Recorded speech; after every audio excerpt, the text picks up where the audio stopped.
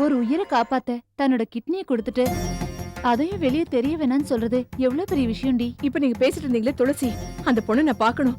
எங்கம்மா இருக்கா? நீங்க யாரு? துளசி, துளசிமா, துளசி நில்லுமா. தன்னை யாருன்னு வெளிக்காட்டிக்க பயப்படுறவன், தைரியம் இல்லாதவன், இப்படி ஒரு பொண்ணோட வாழ்க்கையை கெடுத்த அவனை நடு ரோட்ல நிக்க வச்சு சுட்டு தள்ளணும். இது எல்லாமே ஒரே ஆளோட வேலையா இருக்கும்னு நினைக்கிறேன். உன் நிம்மதியை கெடுக்கிறதுக்காக யாரோ பிளான் பண்ணி தான் இதெல்லாம் செய்யறாங்கடா.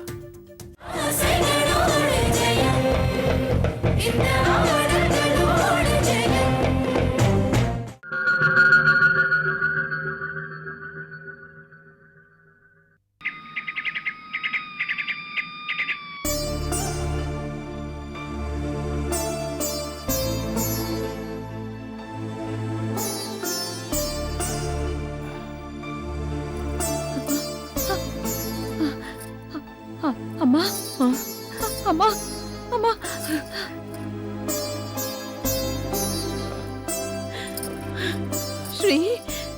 ஸ்ரீவத்சா, ஸ்ரீமா, எப்படிடா இருக்கு நோக்கு? எங்களெல்லாம் தெரியறதாடா? அட பாவி, கொஞ்ச நாளா எங்களை தவிக்க விட்டுட்டியடா. Srivatsa, are you all right? நேக்கு கிட்னி கொடுத்தது யார்? உங்கள யாரோட கிட்னி நேக்கு பொருந்தித்து சொல்லுங்க. மரணத்தோட வாசல் வரைக்கும் போயிட்டு வந்திருக்கேன். எனக்கு கிட்னி கொடுத்து என் உயிரை திருப்பி கொடுத்தது யாரு? அம்மா நீங்களா? பத்து நீயா?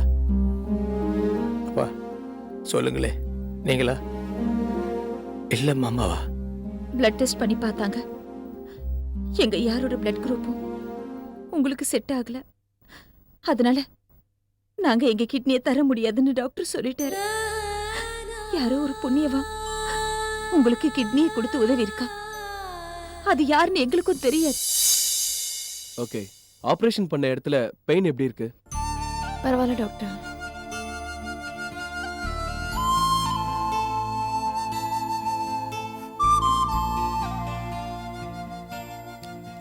ஓகே, இன்னும் ஒரு வாரம் நீங்க ஹாஸ்பிட்டல்ல ரெஸ்ட் எடுக்க வேண்டியிருக்கும். இன்னும் ஒரு வாரமா? இதே ஹாஸ்பிட்டல்லையா? தயவு செஞ்சு என்னை இன்னைக்கே டிஸ்சார்ஜ் பண்ணுங்க டாக்டர். என்னம்மா, உங்களுக்கு நடந்தது எவ்வளவு பெரிய ஆபரேஷன், ஏன் இன்னைக்கே டிஸ்சார்ஜ் பண்ணுன்னு சொல்றீங்க? இன்னும் ஒரு வாரம் நீங்க கம்பல்சரியா ரெஸ்ட் எடுத்தே ஆகணும். பெட் ரெஸ்ட் தானே எடுக்கணும். என்னை டிஸ்சார்ஜ் பண்ணிடுங்க. நான் வீட்டுக்கு போய் ரெஸ்ட் எடுத்துக்கிறேன். நீங்க மருந்து மாத்திரைங்களாம் எழுதி கொடுங்க, அதையும் கரெக்டாக வாங்கி சாப்பிட்றேன். ஆனால் இனிமே என்னால் இங்கே இருக்க முடியாது. ப்ளீஸ் என்னை இன்னைக்கே டிஸ்சார்ஜ் பண்ணுங்க. ஏமா இவ்வளவு பிடிவாதம் பிடிக்கிறீங்க? உங்க கிட்னியை கொடுத்து ஒரு உயிரியை காப்பாத்திருக்கீங்க. ஆனா கிட்னி கொடுத்தது நீங்க தானே, யாருக்கிட்டையும் சொல்ல வேண்டாம்னு சொல்லிட்டீங்க. நான் எவ்வளவோ கேட்டோம், பிடிவாதமா யாருக்கிட்டையும் சொல்ல வேண்டாம்னு சொல்லிட்டீங்க. இப்போ ரொம்ப பிடிவாதமா வீட்டுக்கு போகணும்னு சொல்றீங்க. ஏன் இப்படி எல்லாம் நடந்துக்கிறீங்க? இங்க பாருங்க, பேஷண்ட் இப்பதான் கண்ணு முழிச்சிருக்காங்க.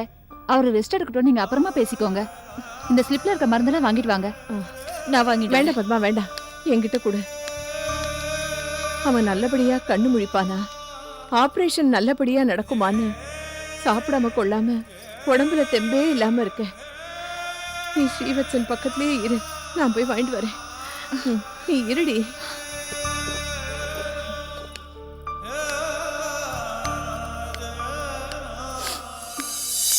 நான் கிட்னி தரத்துக்கு சம்மதிக்கும் போதே நான் தான் கிட்னி தந்தேன்னு தெரியக்கூடாதுன்ற கண்டிஷன்ல தான் சொன்னேன். இது வரைக்கும் அவங்களுக்கும் இது தெரியாது. ஆனா தொடர்ந்து நான் இதே ஹாஸ்பிட்டல்ல இருந்தேன்னா ஸ்ரீவத்சன் சார் குடும்பத்து ஆட்கள் என்னை பார்க்க நேரும். அப்போ என்னை ஏன் இங்க வந்த, என்ன ஏதுன்னு விசாரிக்கும் போது நான் தான் கிட்னி தந்து ஸ்ரீவத்சன் சார் உயிரை காப்பாத்தினது தெரிஞ்சிடும். அவங்களுக்கு தெரிய வரும்போது வீணான பிரச்சனைகள்லாம் வரும். அப்புறம் நான் செஞ்ச உபகாரத்துக்கு அர்த்தமே இல்லாம போயிடும். தயவு செஞ்சு நான் டிஸ்சார்ஜ் பண்ணிடுங்க ப்ளீஸ். ஓகேம்மா, நீங்க இவ்வளவு பிடிவாதம் பிடிக்கிறதால நான் சில டேப்லெட்ஸ்லாம் எழுதி தரேன். பட் அந்த டேப்லெட்ஸ்லாம் ரெகுலரா சாப்பிடணும். ஏதாவது ப்ராப்ளம்னா எனக்கு இமீடியட்டா கால் பண்ணுங்க. ஓகே? 13ஆம் நம்பர் வார்டுல இருந்த பேஷண்ட் போயிட்டாங்கல்ல? ம்.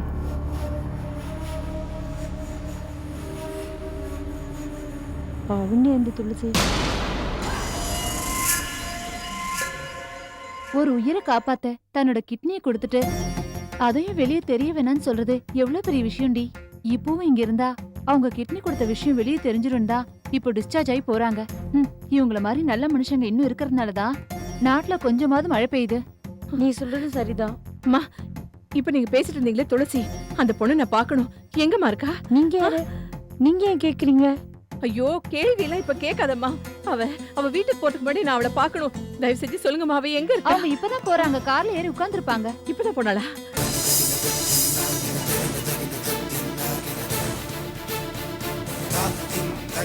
கீழே கால எடுத்து வைமா. பாத்து பத்திரமா கீழே பாத்து வா.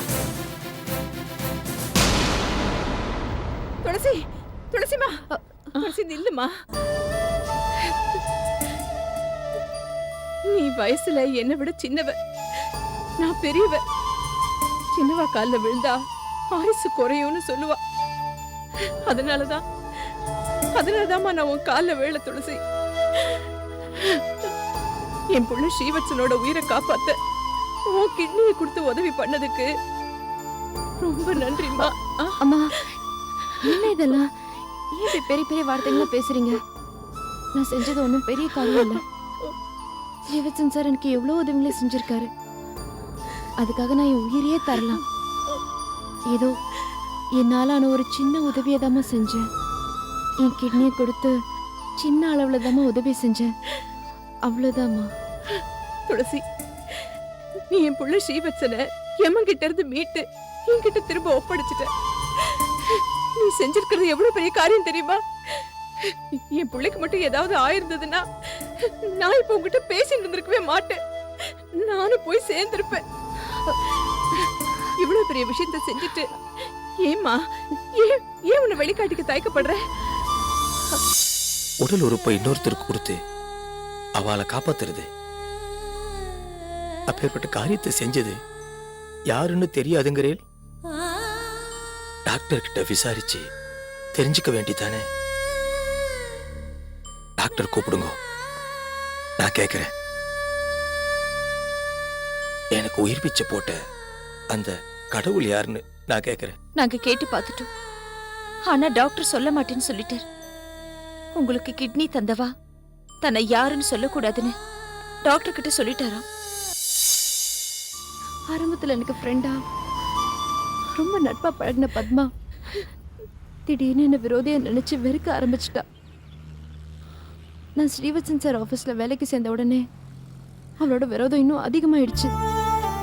இந்த மாதிரி நேரத்துல நான் ஸ்ரீவத்சன் சாருக்கு கிட்னி தரேன்னு தெரிஞ்சா அவ வேணான்னு கூட மறுத்துடலாம்.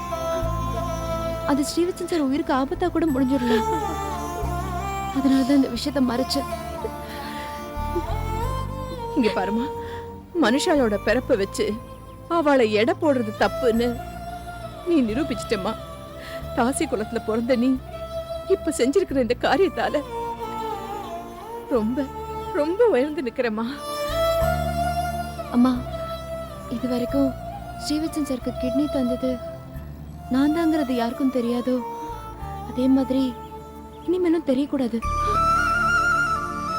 பத்மாவுக்கு நான் தான் கிட்னி தந்ததுன்னு தெரிஞ்சா உங்க குடும்பத்துல வீணான குழப்பங்கள் வரும். ஒரு 100 ரூபாய தானமா அடுத்தவங்களுக்கு கொடுத்தாலே 200 பேருக்கிட்ட தான் தானமா கொடுத்த அந்த பணத்தை பத்தி பெருமையா புகழும் தேடிக்கிற இந்த லோகத்துல உயிரை பணைய வச்சு தான் உடம்புல இருந்து ஒரு உறுப்பை எடுத்து நேக்கு தர சம்மதிச்ச அந்த நபர் கண்டிப்பா மனுஷால இருக்க முடியாதுமா, கடவுளாதான் இருக்கணும். ரொம்ப வருத்தப்படாதீங்கண்ணா. ஆபரேஷனுக்கு அப்புறம் இப்பதான் கண் முழிச்சு பேசுறேன். இந்த டைம்ல உணர்ச்சி வசப்பட்டா உங்க உடம்புக்கு நல்லது இல்லைன்னா உங்களை நல்லபடியா பார்க்கணும்னு பெருமாள்கிட்ட மடிப்பிச்சை கேட்டு உங்க உயிரை மீட்டு கொண்டு வந்திருக்கேன். இந்த விஷயத்தை யார்கிட்டயும் சொல்ல மாட்டேன்னு எனக்கு சத்தியம் பண்ணித்தாங்க.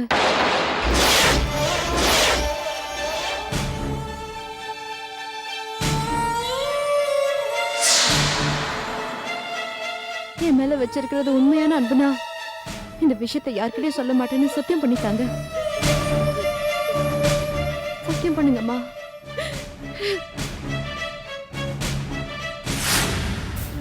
சத்தியமா துளசி, உன்னோட அனுமதி இல்லாம இந்த விஷயத்தை நான் யார்கிட்டயுமே சொல்ல மாட்டேன்.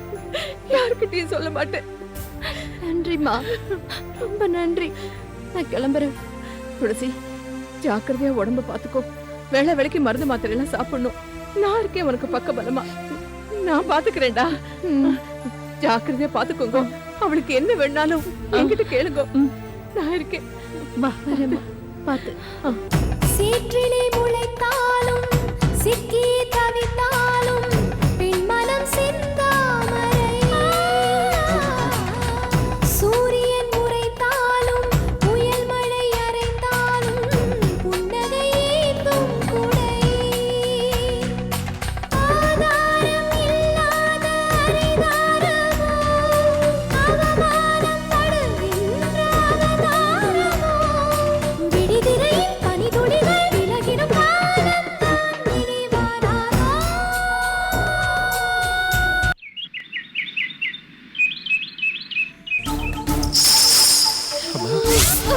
அம்மா, அம்மா கௌசி.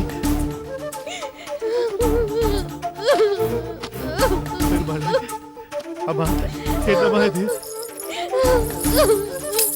பெருமாளே, என்ன சோதனை இது? என் பொண்ணுக்கு மட்டும் இப்படி எல்லாம் நடந்துட்டு இருக்கு. இன்னும் அவளை எத்தனை வாட்டி தான் அவமானப்படுத்துவே நீ? உனக்கு இறக்கவே இல்லையாப்பா? அவ எப்படி ஆயிட்டா பாருப்பா. அவ எப்படி ஆயிட்டா பாருப்பா. அப்பா, ஒரு பொண்ணு இதுக்கு மேல எந்த அவமானமும் பட முடியாது. சுரேஷ்க்கும் எனக்கும் நடக்க இருந்த கல்யாணம் சஞ்சய் என் வாழ்க்கையில வந்ததால நின்னு போச்சுப்பா. கல்யாணம் நின்று போனதுனால நான் பணத்தை ஆசை பிடிச்சவனு எல்லாரும் என்ன அவமானப்படுத்தினா. எனக்கும் சஞ்சய்க்கும் கல்யாணம் நெருங்குறச்ச சஞ்சய் முகமே பார்க்க முடியாத அளவுக்கு கொடூரமா செத்து போயிட்டாரு. அவர் எப்படி செத்து போனதுனால நான் ஆசை கேட்டவனு இந்த ஊர் என் காது கேட்க அவமானப்படுத்துச்சு. சஞ்சய் இறந்த துக்கத்துல இருந்து வெளியே போக ஆரம்பிச்சேன்னா ஒரு நல்ல காரியத்துக்காக நாட்டி ஆடணும்னு போனா என்ன ஒழுக்கம் கேட்டவன சஞ்சயோட அப்பா கூட சம்பந்தப்படுத்தி அவமானப்படுத்திட்டா. பணத்தாசை படிச்சவ, ராசி இல்லாதவ, ஒழுக்கம் கெட்டவ. இதெல்லாம் இந்த ஊரு எனக்கு கட்டின பட்டங்கள். இதுக்கு மேலேயே பட்டம் கட்டுறதுக்கு இந்த ஊர் தயாரா தான் இருக்கு. ஆனா அதை தாங்கிக்கதா எனக்கு சத்தம் இல்ல. நீ தைரியமா இருக்கணும். வழக்கம் போல உன்னோட எல்லா வேலையும் கவனிச்சுட்டு வெளியில போயிட்டு வந்துட்டு இருக்கணும். நீ முடங்கி போனா உன்னை முடக்கி வைக்கணும்னு நோட்டீஸ்ல அடிச்சா பாத்தியா? அவள்லாம் ஜெயிச்ச மாதிரி ஆயிடுண்டி. என்னைக்குமே நம்மள அவமானப்படுத்தணும்னு நினைக்கிற பாத்தியா? அவளை ஜெயிக்க விடவே கூடாதுடி. அந்த நோட்டீஸ் அடிச்சவன் ஒரு கோழை.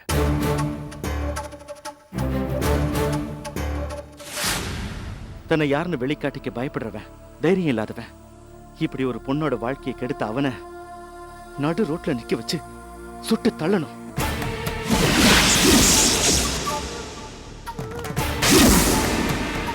என்கிட்ட மட்டும் அந்த ராஸ்கல் மாட்டினா துண்டு துண்ட வெட்டிடுவேன்.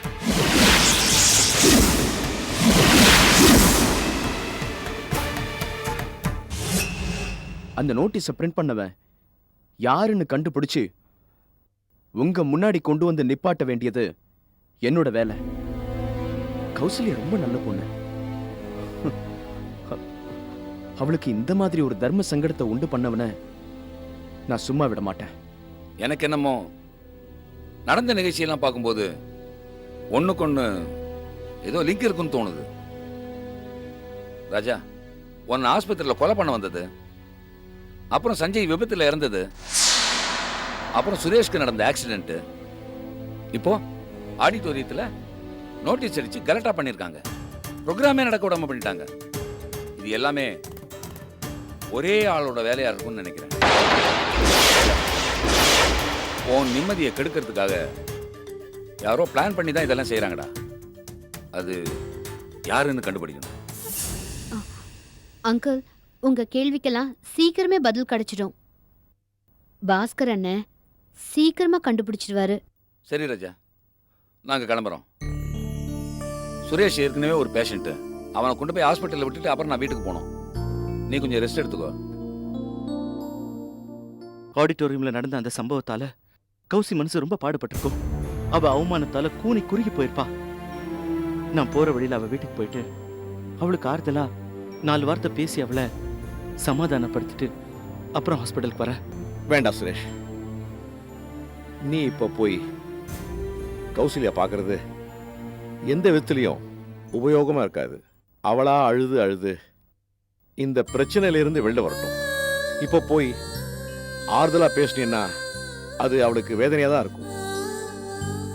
வலியை குறைக்கிறத விட அவள் ரணத்தை அதிகமாக தான் ஆக்கிவிடும். படிப்படியாக அவளாவே இந்த பிரச்சனையிலிருந்து வெளில வரணும். அதுதான் நல்லது. மொத்தத்துல நான் வாழ்க்கையில தோத்துட்டேன். அக்கா, எனக்கு யாரையும் பார்க்க பிடிக்கல, பேசவும் பிடிக்கல. என் மேலேயே எனக்கு வெறுப்பா இருக்கு. என்ன பார்க்கவே எனக்கு பிடிக்கல. தயவு செஞ்சு என்ன யாரும் தொந்தரவு பண்ணாதீங்க. கொஞ்ச நேரம் என்ன தனியா இருக்க விடுங்க. என்னம்மா இது? என்னப்பா, நரம்புக்குள்ள போய் கதவை சாத்திண்டு தற்கொலை பண்ணிப்பேன்னு பயமா இருக்கா? தற்கொலை பண்றது உயிரோட இருக்கிறவ பண்ற காரியம். நான் ஏற்கனவே செத்து போயிட்டேன். ஏற்கனவே செத்து போயிட்டேன். நேக்கும் சஞ்சய் அப்பாவுக்கும் தப்பான உறவு இருக்குன்னு பிரிண்ட் ஆன அந்த நோட்டீஸ பார்த்தனே, அப்பவே நான் செத்து போயிட்டேன். கௌஷி செத்து போயிட்டாப்பா. நான் உயிர் இல்லாத பிணமா நடமாடிக்கிட்டு இருக்கேன். எனக்கு நடந்த அவமானத்துக்கு குறிப்பா யாரையும் குற்றம் சாட்ட விரும்பலப்பா. எனக்கு யாரையுமே பார்க்க பிடிக்கல. என்ன தனியா கொஞ்ச நேரம் விட்டுருங்க. வெளிச்சம் கூட எனக்கு வேண்டாம்ப்பா. வெளிச்சம் கூட என் தனிமைக்கு தொந்தரவா இருக்கலாம்ல. கொஞ்ச நேரம் நான் தனியா இருக்கேன், கொஞ்ச நேரம் நான் இருட்டுல இருக்கேன்ப்பா. இருட்டாவது எனக்கு ஆறுதல் தருதான்னு பாப்போம்.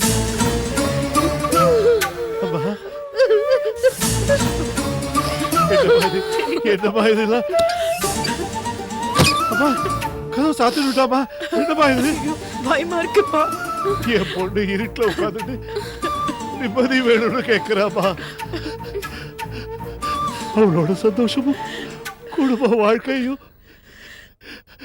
இருட்டிலேயே காணாம கரைஞ்சு போயிடுவேம்மா. அவளோட வாழ்க்கை இருட்டிலேயே கரைஞ்சு போயிடுவேம்மா. அப்பா, திரிவேணி சங்கமத்துல நதி சரஸ்வதியோட மறைவிலதான் ஓடுதுன்னு சொல்லுவான். அதே மாதிரி அக்கா மனசுல இருக்க வருத்தமும் இருட்டு அறையில மறைவுல வழிஞ்சு அவ தெம்பா பழைய கௌஷியக்காவ வருவாப்பா. நீங்க தைரியமா இருங்கோ. கண்டிப்பா அவ புது கௌஷியக்காவ தான் வருவா.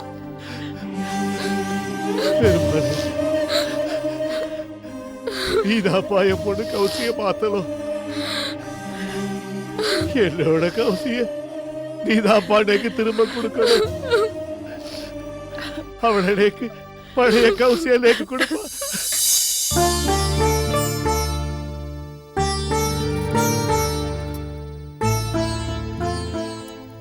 என் நெத்தியில இருக்கிற குங்குமம் நிலைக்கணும்னு நான் பெருமாள்கிட்ட வேண்டின்றேன்.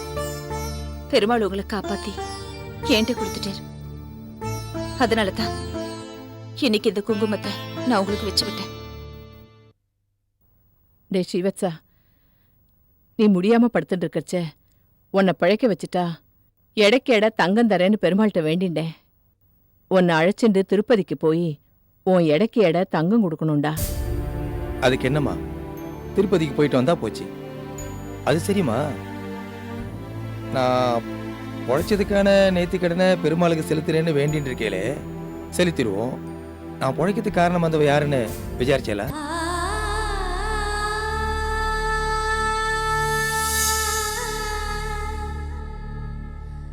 சத்தியமா துளசி, உன்னோட அனுமதி இல்லாம இந்த விஷயத்தை நான் யாருக்கிட்டையுமே சொல்ல மாட்டேன்.